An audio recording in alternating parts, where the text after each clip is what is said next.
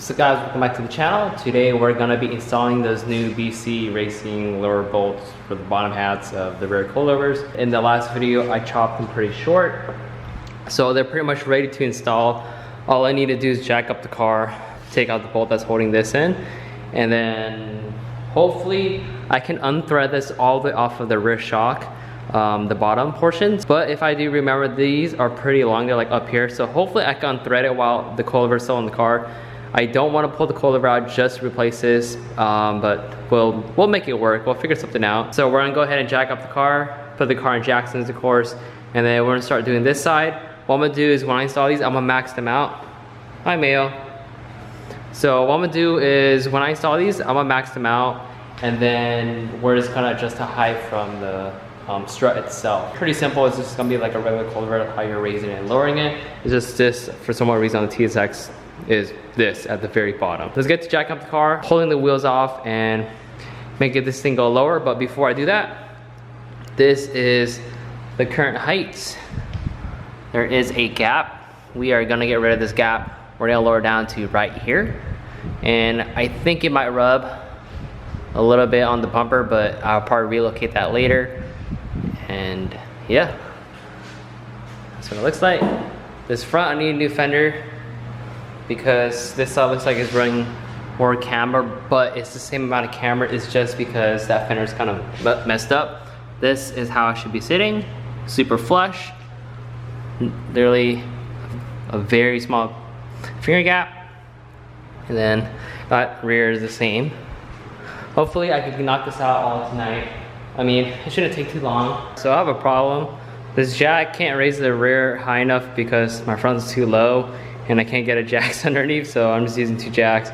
I recommend using, of course, jack stands, but I'm just gonna do 2 jacks, and then I'll probably slide the wheel underneath. And one way I can avoid this is by going to Home Depot, getting like a 2x4 and put it underneath the jack and jack up the car more, and it'll give me more space, but I don't have that. And here's the coilover. This whole portion is maxed out, is bombed out on here. And this is that culprit where I need to take off and lower. So what I'm gonna do is take out this 17. Looks like a, yeah, it's a 17. And then loosen this, of course, first. And then spin this whole rod out, and I think we should be good. I'm gonna lower this whole arm down. I don't think I have to disconnect the sway bar, but we'll see. I had to take off my sway bar, and like I just took off the top. Of course, the 17 millimeter that's holding this, broke that loose, and then it gave me enough slack to kind of like, see, push down, and I could just unthread this all the way out now. I should have space. If I don't, I'm just gonna step on the rotor spring down, but I think this should be definitely enough. Let me put this down real quick. Oh, so it's hitting the rotor now, but I'm gonna bring it down a little bit with my foot. Almost there. You can see the bottom perch is moving.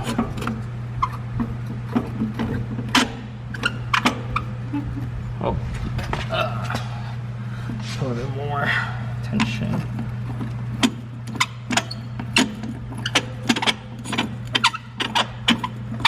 This is, there we go. Ta-da!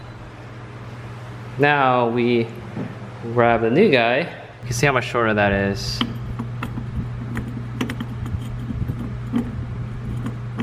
So what I'm gonna do is, well, put this in, of course, and it's kind of hard to get it in with one hand. There we go. So this bottom is already maxed. So I'm gonna just put it in, maxed out, and then I'm gonna adjust it from this end once I get it all bolted up. So put this all the way in. Also make sure this lines up, the bushing lines up with the bolt. It's tight. Now you see the whole coilover is moving. Alright, so I'm gonna leave it like that. I'm gonna jack this back up, put the bolt back in, put the sway bar back in, and then adjust the height from up here. It sounds like there's sand in here, so I'll make sure I clean that out before I go any further. Things all in. This literally took me like 10 minutes, but that thing is a lot higher. In here, it's pretty close to the upper control arm and then the tie rod, or not the tie rod, the tension rod or whatever the hell this is. But it's really close, but it's not gonna hit. It's only going up and down, so. Yep, and if it's too low, I just raise it up from here. Squeaky. Let's put the wheel on real quick, just to see where it sits. I'm gonna drop the car down, and then I think it might be pretty low. Way too low, but let's see. I didn't film it, but I had issues. It was way too low. I couldn't even fit the wheel in, the tire was too wide, and it just didn't want to go in. But I raised it up a bit, so there's a lot more threads. And now it's, the wheel should fit, hopefully. Because if I remember, I needed like 1 inch to lower it. So I raised it up 1 inch. Once I do this side, the other side will be super easy to do. All right, put the wheel on. This is with natural camber. I don't have the camber kits on, but I think once I drop it, it should go lower. Let's see. Huh.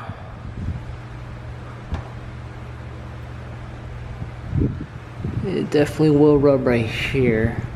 So I need to shave that down tomorrow, because I need to go get a file. I think that's the bumper spacer. Here's the front.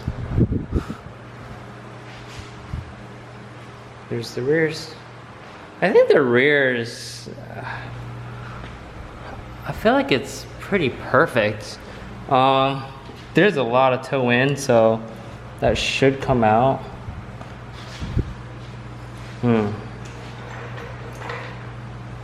This might raise it up a little bit, but I'm not too sure.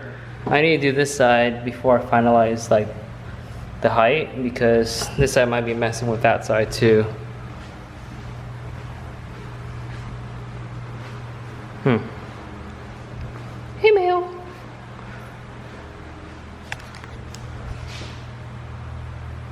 Looks pretty damn good though.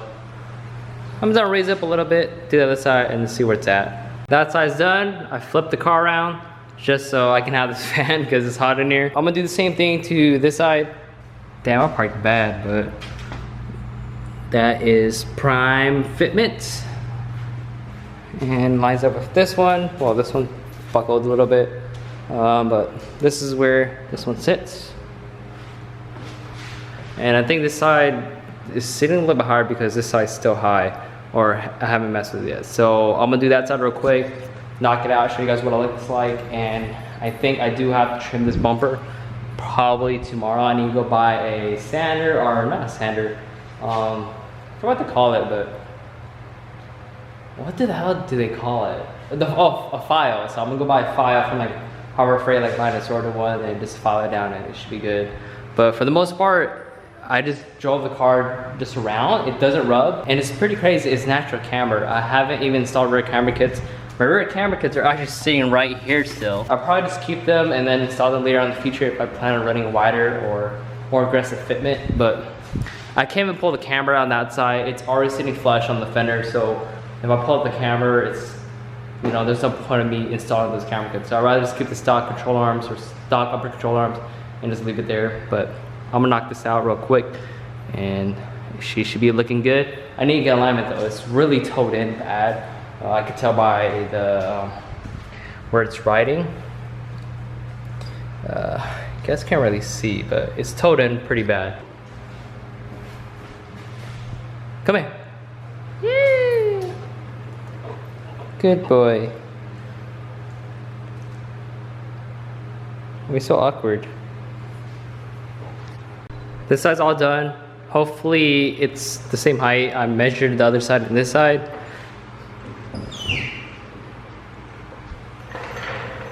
Woo! Appears to be on the money. There, boys. Let's go check the other side real quick.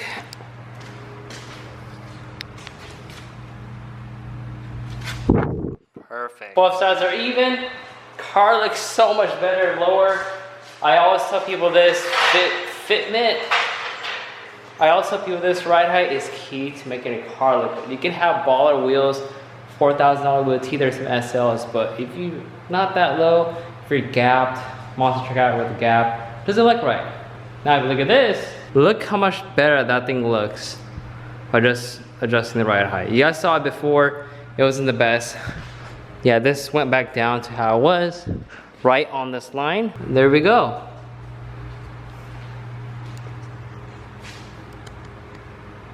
Oh, there we go. I'll brighten up the brightness, but boom.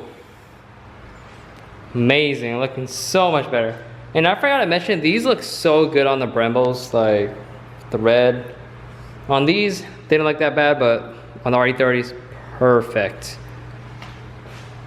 Now the next order of business, I'm gonna go pick up an orbital polisher.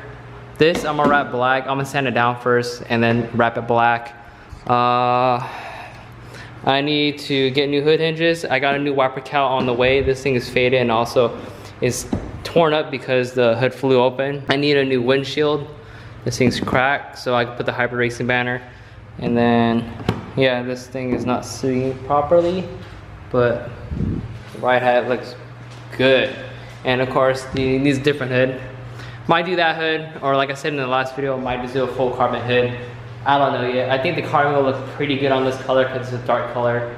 Like right now, the RE30s, they look like they're black, but they're not. Yeah, there we go. And one thing I'm gonna do is, of course, I wanna pull off these visors, polish them, but also I wanna make all this trim black. I don't want this polish anymore. To me, on this color, it doesn't look right. If I had a white TSX like my other one, then I wouldn't mind having it chrome because it, you know, white with chrome doesn't look that bad. But this car, the chrome just kind of pops out too much and it doesn't look right to me. Especially if you're, you know, messing with the car, modifying it. Doesn't look as good unless you got polished wheels or something. I need to get a new trunk. I found someone that has a wrecked TSX. They're parting out. This trunk has dents and stuff in here, and I'm gonna get a new trunk. Hopefully one with cleaner paint, of course. And then this taillight's cracked, but I actually have extra taillight, both taillights, the inner taillights in the room. Let's see what we'll do next to this car. For now, ride height is perfect. Time to go get an alignment and start messing with the little things. I want to get a rear seat delete for the rears because the rears are kind of, you know, not the best. They're torn. The fronts is fine. Oops. The dude with the lock, or the dude with the part out T6, he does have the same color, or I've seen a black one too that I might just get door panels from. Hopefully I can get a good deal for them because I need to replace all four because they're like this. And I don't know how they get like that. Hybrid shifter video coming soon, the in-car. I've just been waiting on the new camera mount, and I've been looking at new cameras because I do miss shooting on like a DSLR versus this G7X, but we will see. All right, time to clean up. I do need to get a like a toolbox or something like that. I'm looking at a cheap one because, I mean, toolboxes all work the same. I'm fine with the Husky one. I used to have a Husky one down in SD. So I'll look for something with like a pegboard or something so I can hang stuff on. And that spot right there, that's where I'm gonna have it. There's a pull right there just so you don't back your car into the house. I kind of understand that. This I need to clean up, but besides that, looking good. So time to go take a shower. Well, clean up, take a shower, take him for a walk so he can go poop. Meo's a really good dog. He doesn't poop or pee in the house unless you're outside. He will hold it in, and once he gets outside and sees a bush, he'll pee right away, but such a good boy. I need to take him a bath too, but that's it guys. Don't sell, just keep building. Stay tuned for the next build. Not next build. Stay tuned for the next video. A lot coming up for this car. I know a lot of you guys are used to me like messing with EKs or 90s Hondas, but this car is pretty good example. I need to work on the engine bay next. We're gonna be working on that in a few. I need to polish the headlights too, but in a few we will be working on that. So yeah, peace out guys. Damn, that was good.